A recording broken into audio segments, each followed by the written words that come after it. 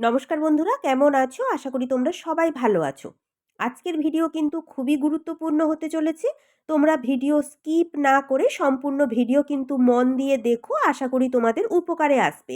অনেকে আমাকে কমেন্টে তোমরা লিখেছো বা এই সমস্যাটা অনেকের কিন্তু হয়ে থাকে। এই যে তিনটে খাপ আমি রেডি করে রেখেছি। আজকে কিন্তু এই খাপের সমস্যার সমাধান তোমাদেরকে দেখাবো। ব্রা কাট ব্লাউজে খাপ কিন্তু খুবই গুরুত্বপূর্ণ। এই যে খাপ, এই খাপটা দেখো, দেখলেই তোমরা বুঝতে পারবে খাপটা কেমন সূচালো হয়ে আছে। খাপ কেন সূচালো হয়ে থাকে? আর এই যে খাপ, এই খাপটা দেখো কেমন চ্যাপ্টা হয়ে আছে। খাপ কেন চ্যাপ্টা হয়ে থাকে? বা এই খাপটা দেখো কত ভালো ফিনিশিংয়ের সাথে সেলাই হয়েছে। ফিনিশিংয়ের সাথে সেলাইটা কিভাবে করবে সম্পূর্ণ সমাধান সহ তোমাদের আজকে আমি খুব সহজভাবে দেখিয়ে দেবো, যাতে তোমরা খুব সহজে বুঝতে পারো। তোমাদের অনেকের হয়তো উপকারে আসতে পারে।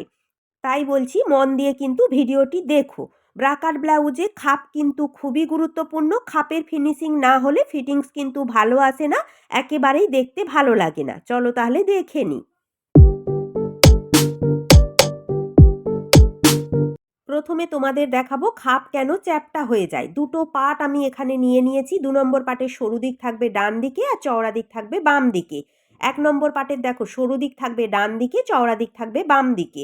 এরপর যেটা করবে, তোমরা চাইলে প্রথমে কিন্তু ২ নম্বর পার্টে টেকিংটা দিয়ে নিতে পারো, আবার কিন্তু পরেও দেওয়া যায়। আমি তোমাদের প্রথমে টেকিং দিয়ে দেখাচ্ছি। এইভাবে ফোল্ড করে ডবল ভাঁজ করে নিতে হবে। নেওয়ার পর এখানে টেকিংটা দিয়ে নেবো। তোমরা যত ইঞ্চি টেকিংয়ের জন্য মাপ রাখবে তত ইঞ্চি বরাবর কিন্তু দাগ দিয়ে নেবে। আমি এখানে 1/2 ইঞ্চি বরাবর টেকিংয়ের জন্য মাপটা নিয়েছিলাম। বোঝা গেল? এরপর দাগ বরাবর টেকিংটা এইভাবে সমান করে ডবল সেলাই দিয়ে সেলাই করে নেব। দেখো তাহলে টেকিংটা সেলাই করে নিয়েছি। এরপর দেখো সোজা করে টেকিংয়ের কাছে একটু এইভাবে হাত দিয়ে প্রেস করে নেবে, দেখবে ফিনিশিংটা ভালো আসে। এরপর ২ নম্বর পার্টের ওপর ১ নম্বর পার্ট, অবশ্যই সোজা পার্টের ওপর সোজা পার্ট এইভাবে উঠিয়ে রাখবে। আর যেই সাইডে আমাদের হুক আর হুকের ঘর হবে ওই সাইডটা সমান রেখে ওই সাইড থেকে সেলাই করা শুরু করে অপর সাইড পর্যন্ত এভাবে রাউন্ড বরাবর সোজা করে আমাদের সেলাইটা করে নিতে হবে। এখানে তোমাদের বলি, দুটো পার্ট যখন আমরা সেলাই করব তখন কিন্তু 1/2 ইঞ্চি কাপড় ধরে এখানে সেলাইটা করতে হবে। যদি তোমরা এখানে 1/2 ইঞ্চির থেকে বেশি কাপড় ধরে সেলাই করো তাহলেই কিন্তু খাপটা আমাদের চ্যাপ্টা হয়ে যাবে। বুঝতে পেরেছো? 1/2 ইঞ্চির বেশি ধরে কিন্তু এখানে সেলাই করা যাবে না। খাপের এই জায়গাতেই কিন্তু আমাদের ফিনিশিংটা রয়েছে। বোঝা গেল? তোমাদের চলো 1/2 ইঞ্চির থেকে বেশি কাপড় ধরে সেলাই করে তোমাদেরকে দেখাবো। দেখো সেলাইটা করে নিয়েছি। অনেকটা চওড়া করে আমি সেলাই করেছি তোমাদেরকে দেখানোর জন্য, যাতে তোমরা খুব সহজে বুঝতে পারো। কতটা সেলাই করেছি দেখো। আমি যদি ফিতে দিয়ে মাপি, আমার এই পর্যন্ত আসছে আমার 1/2 ইঞ্চি। বোঝা গেল? আর আমি এখানে সেলাই করেছি 1 ইঞ্চি থেকে 1 দাগ কম। দেখো এই 1 ইঞ্চি থেকে 1 দাগ কম পর্যন্ত কিন্তু আমি সেলাইটা করে নিয়েছি। এই পর্যন্ত যদি আমি সেলাই করতাম তাহলে আমার হয়ে যেত 1/2 ইঞ্চি। এই যে আমাদের খাপের যে মিডিল, দেখো এই যে মিডিল, এই মিডিলের কাছেই যদি তোমরা চওড়া করে সেলাইটা করো তখনই কিন্তু আমাদের খাপটা চ্যাপ্টা হয়ে যায়। বোঝা গেল? এরপর খাপটা সোজা করে তোমাদের দেখাচ্ছি। দেখো, দেখো খাপের ফিনিশিং কেমন এসেছে। পুরো চ্যাপ্টা হয়ে গেছে। তোমরা একটু ভালো করে দেখলেই বুঝতে পারবে কোনো ফোলা ভাব নেই। পুরো চ্যাপ্টা হয়ে কিন্তু খাপটা আমাদের এসেছে। বোঝা গেল? মিডিল পয়েন্ট, ওই মিডিল পয়েন্টের সেলাইটা তোমরা যত ফিনিশিংয়ের সাথে দেবে তত কিন্তু খাপের ফিনিশিং আসবে। তাহলে বুঝতে পেরেছো খাপ কেন চ্যাপ্টা হয়ে যায়? নতুন হাত হয়ে থাকলে এই সমস্যাগুলো কিন্তু হয়ে থাকে। এখানে ভয়ের কোনো কারণ নেই।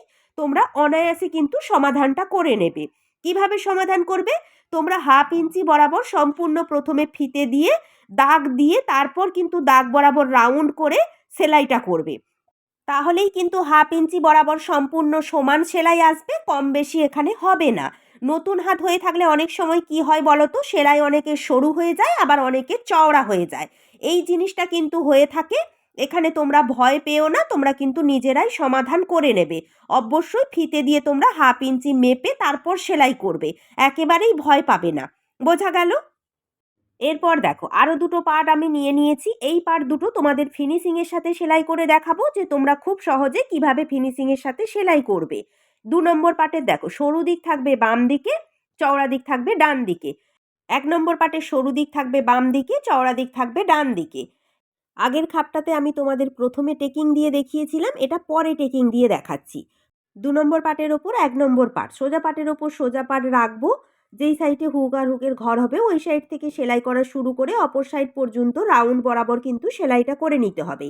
আর এই সেলাইটা করার সময়ই কিন্তু তোমাদেরকে প্রথমে এখানে 1/2 ইঞ্চি মেপে দাগ দিয়ে কিন্তু দাগ বরাবর সমান করে সেলাইটা করতে হবে, তাহলেই কিন্তু তোমাদের খাপের ফিনিশিংটা ভালো আসবে। আমি দেখো ফিতে দিয়ে 1/2 ইঞ্চি বরাবর দাগ দিয়ে মেপে দাগটা দেখো এইভাবে সমান করে দিয়ে নিচ্ছি। এরপর যেমনভাবে দাগ দিয়েছি দাগ বরাবর কিন্তু সমান করে একেবারে রাউন্ড বরাবর সোজা করে সেলাইটা করে নেব। দুটো কাপড় সমান করে ধরে সেলাই করবে, দেখবে কোনো কাপড় যেন সরে না যায়। দেখো তাহলে সম্পূর্ণ দাগ বরাবর আমি সমান করে সেলাইটা দিয়ে নিয়েছি। এরপর কিন্তু এখানে আমাদেরকে টেকিং দিয়ে নিতে হবে। 2 নম্বর পাটে টেকিংটা দিতে হবে। 2 নম্বর পাট এইভাবে মিডিল বরাবর প্রথমে ভাঁজ করে নিতে হবে। নেওয়ার পর এখানে যত ইঞ্চি টেকিংয়ের তোমরা মাপ নেবে সেইভাবে টেকিংয়ের দাগটা দিয়ে নেবে। নিচের দিকটা চওড়া রেখে ওপর দিক সরু হয়ে উঠে আসবে, আর এখানে যে সেলাই রয়েছে সেলাইয়ের গা ঘেঁষে কিন্তু বেরিয়ে আসতে হবে। বুঝতে পেরেছো? সেলাইয়ের ওপরে কিন্তু উঠে আসবে না। ডবল সেলাই তোমরা অবশ্যই এখানে দিয়ে নেবে। দেখো তাহলে টেকিং সেলাই দিয়ে নিয়েছি। এরপর এক্সট্রা কাপড় যে কোনো একটা সাইডে রেখে একটু হাত দিয়ে প্রেস করে নেবে।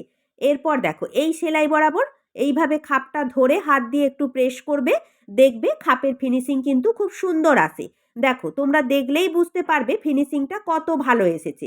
1/2 ইঞ্চি কাপড় ধরে সেলাই করেছিলাম বলেই কিন্তু প্রপার খাপের মাপটা এখানে চলে এসেছে। দুটো খাপ পাশাপাশি রেখে তোমাদের দেখাচ্ছি। দুটোর পার্থক্যটা কিন্তু তোমরা একটু ভালো করে দেখলেই বুঝতে পারবে কত ভালো ফিনিশিং এসেছে আর কেমন চ্যাপ্টা ভাব এসেছে। কাটিং যেমন গুরুত্বপূর্ণ সেলাইটাও কিন্তু খুবই গুরুত্বপূর্ণ। বুঝতে পেরেছো নিশ্চয়ই? তাহলে অবশ্যই নতুন হয়ে থাকলে 1/2 ইঞ্চি তোমরা মাপ নিয়ে দাগ দিয়ে সেলাই করো, তাহলে খুব সুন্দর কিন্তু সমান বরাবর সেলাইটা চলে আসবে। তোমরা কিছুদিন করবে, তারপর তোমাদের হাতটা যখন পাকা হয়ে যাবে তখন তোমাদের এমনিই চলে আসবে, আর দাগ দেওয়ার দরকার হবে না। এরপর দেখো আরও দুটো পার্ট আমি এখানে নিয়ে নিয়েছি। এই পার্ট দুটো তোমাদের সেলাই করে দেখাবো যে কিভাবে সেলাই করলে আমাদের খাপ সূচ হয়ে থাকে। এখানে 2 নম্বর পার্টে আমি টেকিংটা দিয়ে নিয়েছি, এইভাবে তোমরা টেকিংটা দিয়ে নেবে। এরপর দেখো 1 নম্বর পার্ট আমি তোমাদেরকে একটু ভালো করে দেখাচ্ছি কিভাবে আমি কাটিংটা করেছি। যেমনভাবে ড্রয়িং করেছিলাম তেরচা তেরচা করে কোণে নিয়ে গিয়ে এইভাবে মিশিয়েছি। দেখো ঠিক এই সাইড থেকে নিয়ে মিডিলে মিশিয়েছি, অপর সাইড থেকে নিয়ে গিয়ে মিডিলে মিশিয়েছি। ঠিক যেমনভাবে ড্রয়িং করেছিলাম তেমনভাবেই কিন্তু আমি কর্নার করে কাটিংটা করে নিয়েছি, শুধুমাত্র তোমাদেরকে দেখানোর জন্য। কিন্তু তোমরা যদি আমার ব্লাউজ কাটিংয়ের ভিডিও দেখে থাকো তোমরা অবশ্যই বুঝতে পারবে আমি কিভাবে ড্রয়িং করে কাটিংটা করে থাকি। এইভাবে অবশ্যই ড্রয়িং করতে হবে, কিন্তু এখানে মিডিল বরাবর যে কোণটা রয়েছে এই কোণের কাছে হালকা করে এইভাবে রাউন্ড করে কিন্তু শেপ দিয়ে নিতে হবে। কোনোভাবে কিন্তু এখানে কোণ রাখা যাবে না। আমি প্রতিটা ভিডিওতে কিন্তু তোমাদের বলে থাকি। বুঝতে পেরেছো? ড্রয়িং করার সময় এইভাবে রাউন্ড করে শেপ দিয়েই কিন্তু এখানে কাটিংটা করতে হবে, তাহলে এখানে কোনো রকম কোণ থাকবে না, খাপের ফিনিশিং ভালো আসবে। বোঝা গেল? এরপর চলো যেমনভাবে কন্যার বরাবর আমি কাটিং করেছিলাম তেমনভাবে কন্যার বরাবর 1/2 ইঞ্চি কাপড় ধরে খাপটা তোমাদের সেলাই করে দেখাবো যে এইভাবে কন্যার করে সেলাই করলে খাপের ফিনিশিং কেমন আসে। দেখো তাহলে যেমন কন্যার বরাবর আমি কাটিং করেছিলাম তেমন কন্যার বরাবর আমি সেলাইটা করে নিয়েছি সম্পূর্ণ 1/2 ইঞ্চি কাপড় ধরে। এরপর খাপটা সোজা করে তোমাদের দেখাচ্ছি, একবার দেখে নাও।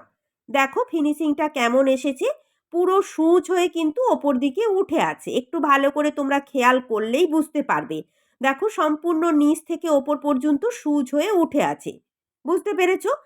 এই ধরনের খাপ সেলাই করার পর যখন তোমরা ব্লাউজটা পরবে তখন এই মিডিল পয়েন্টটা বুকের কাছে কিন্তু সূচ হয়ে উঠে থাকবে, একেবারেই ফিনিশিং আসবে না, ফিটিংস হয়ে বডিতে বসবে না, দেখতেও কিন্তু ভালো লাগবে না। বোঝা গেল? এরপর তোমাদের দেখাই, দেখো অবশ্যই তোমরা রাউন্ড বরাবর হয়তো এখানে শেপ দিয়ে কাটিংটা করে নিচ্ছ ঠিকই, কিন্তু তোমরা যখন সেলাই করছো সেলাই করার সময় কিন্তু মিডিল বরাবর এইভাবে সূচ করে সেলাইটা করে নিচ্ছ। অনেকেই আছে এইভাবে সূচ করে সেলাই করে। দেখো আমি যেমনভাবে দাগটা দিয়েছিলাম এইভাবে সূচ করে সেলাই করলে কিন্তু খাপের ফিনিশিং ভালো আসবে না। অবশ্যই এই মিডিলে তোমাদেরকে রাউন্ড করে সেলাই করতে হবে। এই মিডিল পয়েন্টটাই কিন্তু গুরুত্বপূর্ণ। এখানে যদি রাউন্ড বরাবর সেলাই করো 1/2 ইঞ্চি কাপড় ধরে তবেই কিন্তু খাপের ফিনিশিং ভালো আসবে, বডিতে ফিটিংস হবে, বুকের কাছে কোনো সোঁচালো ভাব থাকবে না, দেখতে ভালো লাগবে। তাহলে বুঝতে পেরেছো নিশ্চয়ই? তিনটে খাপ আমি সেলাই করে তোমাদের দেখালাম যে কেন খাপ সূচালো হয়ে থাকে, কেন খাপ চ্যাপ্টা হয়ে যায়, বা ফিনিশিংভাবে সেলাইটা তোমরা কিভাবে করবে। আশা করি আমি যতটা পেরেছি সহজভাবে তোমাদের বোঝানোর চেষ্টা করেছি। যদি বুঝতে কিছু অসুবিধা হয়ে থাকে আমাকে কিন্তু জানিও, আবারও তোমাদের বোঝানোর চেষ্টা করব। কিন্তু এই জিনিসটা খুবই গুরুত্বপূর্ণ, একটু তোমরা মন দিয়ে ভিডিও দেখলেই শিখতে পারবে। চলো তাহলে আজকে আমার ভিডিও এই পর্যন্ত। যদি ভিডিও একটুও ভালো লেগে থাকে বা কোনো উপকারে এসে থাকে তাহলে বলবো ভিডিওটিতে একটি লাইক দিও। তোমরা আমার ভিডিওতে কেউ লাইক দিতে চাও না, কেন জানি না। অনেক কষ্ট করে তোমাদের জন্যই ভিডিও বানাই, কিন্তু তোমাদের কাছ থেকে কোনো সাপোর্ট পাই না। চ্যানেলটিকে সাবস্ক্রাইব করে আমার পাশে থেকো। তোমরা ভালো থেকো। নমস্কার।